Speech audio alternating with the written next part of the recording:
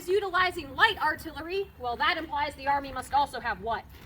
Heavy artillery, exactly right. So that heavy artillery handles a heavier charge of gunpowder. Now, I just said the whole thing weighs about 1,400 pounds, and yet I termed it a 6-pound brass battalion gun.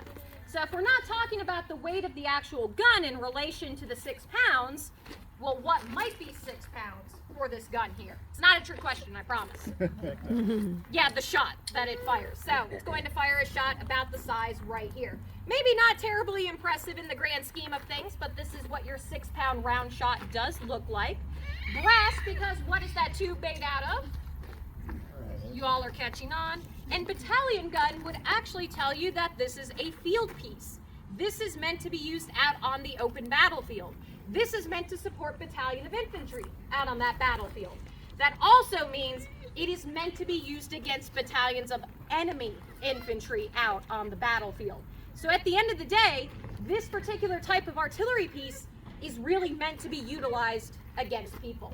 So let's take a closer look at that shot that it's firing. Again, maybe not terribly impressive in the grand scheme of things, but in movies and TV shows, when you see this thing flying through the air, it hits something, and then what do you see?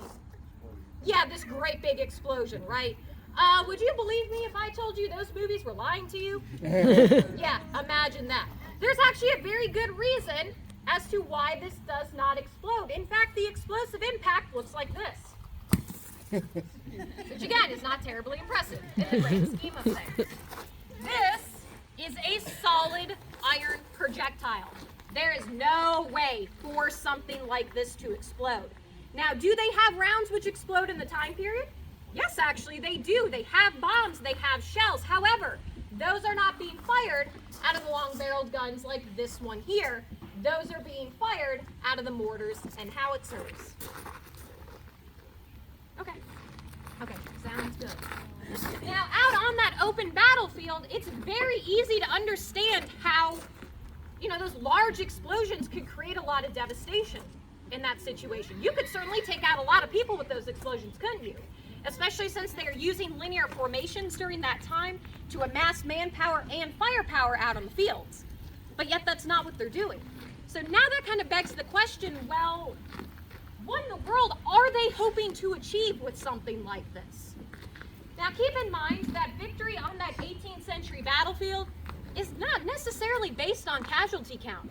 You'll actually often see where the victor on that 18th century battlefield is not always the side that inflicts the highest number of casualties. The victor maintains control and position, which means you need to try and drive the enemy force off of the battlefield. Now achieve it through whatever means necessary, of course, but at the end of the day, you want your enemy running in the other direction, and this is one of the tools that you have to do that. So when that round shot passes through the line of enemy infantry, I mean, really, how many casualties will this create? Maybe 2, maybe 3, maybe 2.5. It hits the arm of the third person and continues on in the distance, and that's it. 1 6-pound shot, 1.5 pounds of gunpowder, an expensive piece of brass artillery, at least 15 crew per gun, 5 to fire it, 10 to move it around, and you also have the horses and oxen that you need to transport that thing from battlefield to battlefield as well.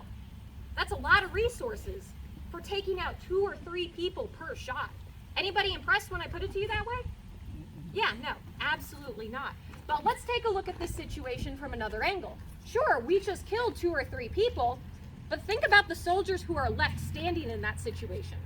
You did not get hit by that shot, but you are standing next to the person who did. What do you think you just witnessed? An absolutely gruesome sight. Without getting too detailed, you are now wearing what used to be the soldier next to you. Everybody okay with that? Yeah, no, doesn't sound very good, does it? Sound like a pretty traumatizing situation to be in. Yes, absolutely. Do you have much time to recover from that situation? No, you don't, because what's coming your way again? A next one. And 30 seconds after that, what's coming again? And again, and again. Is this shot coming in your direction this time? Maybe it is. Maybe it isn't. Maybe it's your lucky day. Or maybe, since this is a solid projectile, it was going in a different direction from you, but it hit something on the ground, and now it's ricocheting towards you. Everybody is at play on battlefield when something like this is concerned. Now, as well-trained, well-disciplined soldiers, are you supposed to run at the first sign of trouble? No, absolutely not. That is not what a soldier is trained to do. But in that situation, what do you want to do? Yeah, every fiber of your being is probably telling you to run and get out of there. But again, as well-trained, well-disciplined troops, that's not what they are supposed to do. So instead of running and retreating off of that battlefield, what does our enemy infantry do instead? They fill in those gaps in their ranks. And do they stay put? No, absolutely not. Because if they want to have any chance at winning the day, they need to drive us off of the battlefield. All they have are those flintlock muskets. Anybody remember what the effective range of that musket was? About, 80 to 100 yards on average. More effective at a closer distance, but about 80 to 100 yards on average. Well, guess what the range of our gun over here is? 1,000 yards. So 1 football field versus 10 football fields. Actually, the extreme range of something like this is a mile. So that means we could be inflicting damage and devastation on the enemy, and can they touch us whatsoever? No, absolutely not. So they would have to fill in those gaps and further advance down the field.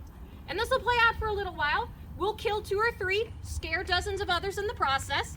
But now instead of being 1,000 yards away, let's say our enemy is now 300 yards away. Well, clearly, this isn't cutting it anymore, is it? Because they were able to close that distance on us. Now, one of the good things about this gun over here is that we have options. We can change our strategy up a little bit. The best strategy would be that our gun captains were paying attention to everything going on that field, and they gave us the orders to actually maneuver this piece to a safer location. Since it is only 1,400 pounds, if you have the notice to do it, you can actually move this fairly easily with that 15-man crew. But our enemy's only 300 yards away. Are we able to do that anymore? Nope, that option's out the window. Do we have any runners at this point? Yeah, you know what? You probably would. Because in all honesty, if your choices were to run or die, what are most people going to do in that situation? Run, exactly right. But we don't want to do that quite yet. We're going to save that as our last resort. So what is our in-between option? Change up the ammunition a little bit. So now, instead of firing something like this, now we're going to fire something like this. Does anybody happen to know what this is? Canister shot. Yes, exactly right. So canister, case. If you find yourself in the sea service, you might know this is grape shot. Doesn't matter what you call it. It's all essentially the same thing. So in this flimsy tin can here would be dozens upon dozens of smaller size shot. Something about this size right here. What have we now just turned that gun into? A big old shotgun, exactly right. Now, could we take out more people with this? Oh yeah, absolutely. So why didn't we just start with this? The range, yes, exactly right. Just like a modern shotgun is a closer range firearm, your case or canister shot is a closer range piece of ammunition. Your enemy would have to be within 300 or 400 yards of your position in order to switch over to something like that. But I'll hand it to our enemy. They are bound and determined. They did not let that deter them whatsoever. They are getting even closer still. So now the time has come for us to run and retreat off of that battlefield. And does anybody see any issue whatsoever with us just running away and leaving that thing right there as it is? Yeah, what's going to happen? Let's be honest. What's going to happen? Turn it around. They're going to turn it around and use it against us. Does anybody want to be shot in the back with their own gun?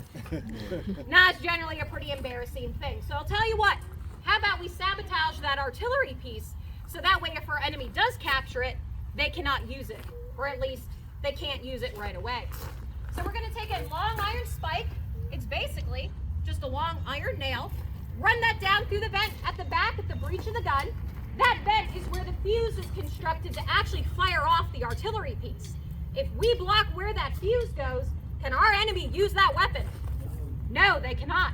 Now, can this be taken out? Actually, yes, it can. It takes time and it takes tools. Time and tools that our enemy does not necessarily have available to them in that situation. So while we have lost and our enemy has gained a very expensive piece of brass artillery, where should we be by the time they render that thing useful again? Exactly right, long gone. There you go. Now, everything that we have just talked about is all in relation to just this one artillery piece. Again, they have different types and they have different sizes as well. This has all been about just that one artillery piece that is there. So there's a little bit about why this is being used. So let's talk a little bit about how in the world you actually operate something like this. And this is the fun part, because this is where I actually need some help from you all in the audience there. So if anybody has ever wanted to be part of an 18th century artillery crew, now is your chance to do it. Adults, you are included in this as well. It is not just for the kids. So I'm going to need a couple of volunteers, and we're going to go step by step through the loading and firing process here. So for my first volunteer, I need someone who is a little bit on the taller side. You can see the worm that Stephanie has right there. It's a relatively taller implement. So who wants to be our loader for this? All right, sir, come on up, come on down. I'm going to need someone else to balance out the front of the gun right there. Again, somebody who's a little bit on the taller side for the sponge that you see on the opposite end over there. Anybody interested in that? All right, in the hat in the back right there, come on down, my friend.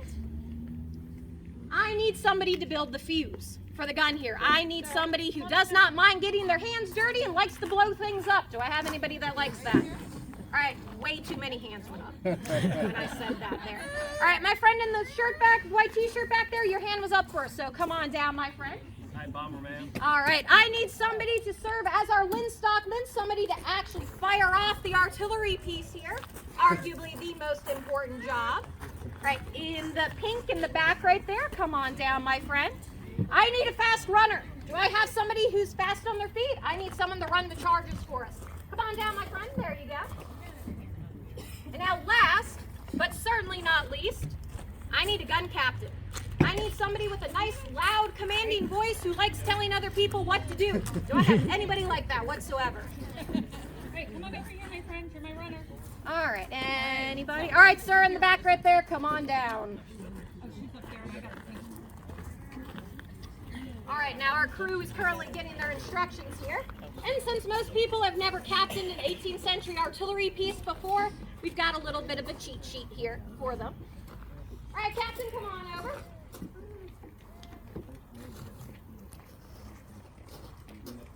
All right, there you go. There's those commands for you.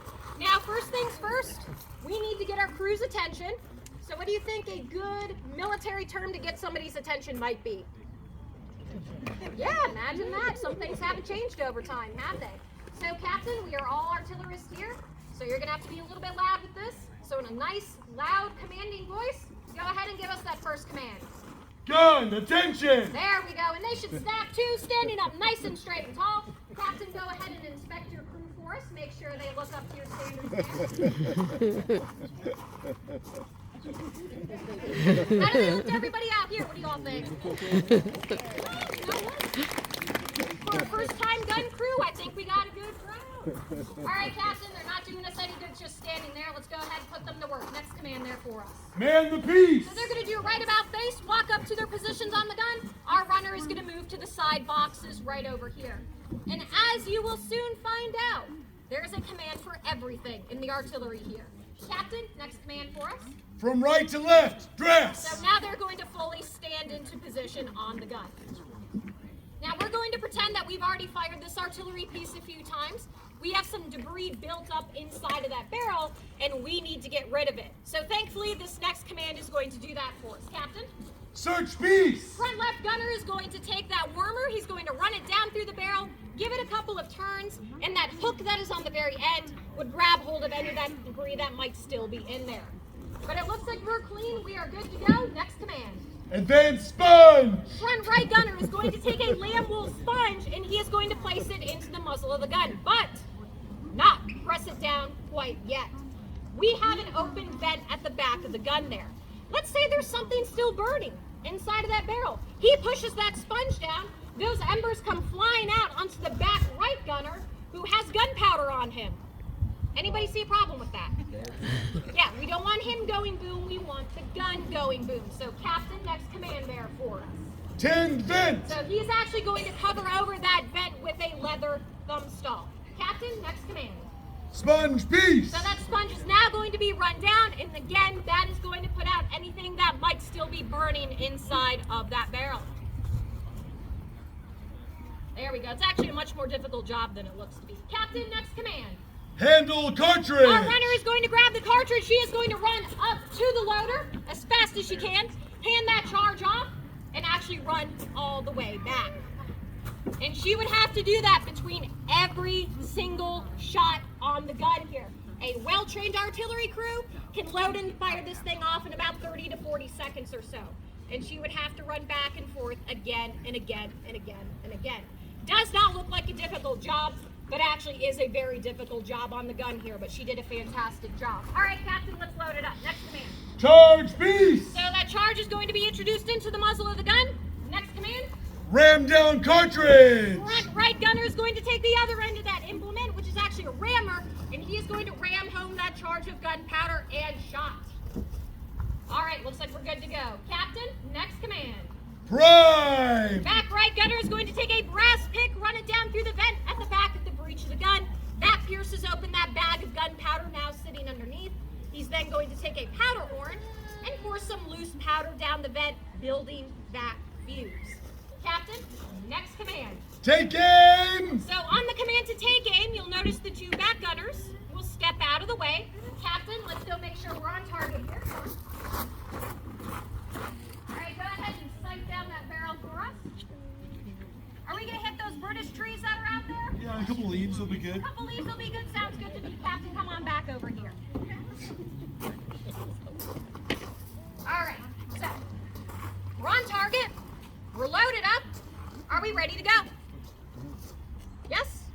Nobody is concerned about those two front gunners whatsoever. Just stand.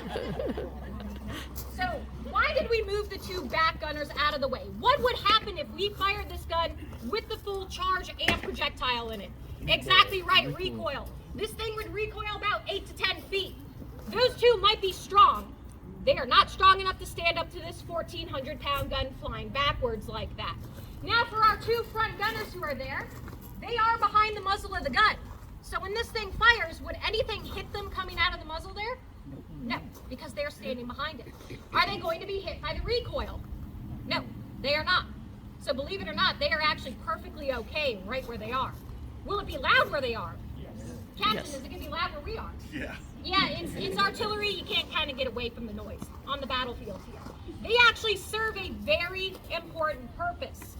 Captain, if we are on target, do we want to do all the math calculations again between every single shot? No. No, they didn't want to back then either. Those two actually serve as a place marker for the gun. So when that thing recoils, we know we are on target again when we roll that gun back up and it touches them on their backs right there. All right, so finally, we have one last gunner who has been waiting very patiently for her turn. So I'll tell you what, Captain, since battlefields are loud places, you often need a visual command. So I will hand that to you, and I don't think you need the board for that last command, do you? No, I will take that for you. So go ahead, raise that sword nice and high, make eye contact with our Lindstockman, and when you're ready, lower that sword, give us that final command. Fire! Can you hear a loud, thunderous? Boom! There we go. Kind of brings a tear to your eye. That's fantastic. For our first time gun crew, I think they did a fantastic job. And again, for a well-trained artillery crew, that whole process should only take about 30 seconds or so. All right, we got all our volunteer crew moving back now. So now we come to the part that y'all really came down here for. We are going to go ahead and load and fire off this artillery piece. And as fantastic as that previous boom was, this one's going to be a little bit louder. So, a couple of safety things before we get started. When I give the command to make ready, that is everybody's cue here to go ahead and cover your ears. For anybody who happens to have a hearing assistance device, if you are able to turn it down or off, I do recommend doing that as well. So for any parents of little ones in the audience here, you are going to have to take one for the team since those little ones' ears are more important. Make sure that their ears are covered and you go ahead and open your mouth a little bit because that will help with the change in the air pressure when we fire this thing. Now we are basically going to be doing the same thing that you just saw our volunteer crew did, but we're going to be doing a combat version of that. So we're going to be moving a lot quicker, and we are going to be giving far fewer commands as well. So again, your cue to cover your ears is when I say make ready. I am going to blow this whistle one last time, and that is to warn any of our friends out in the outdoor areas here at the museum that we are getting ready to fire this thing off. Because believe it or not everybody likes being taken by surprise by artillery. So you do let us know.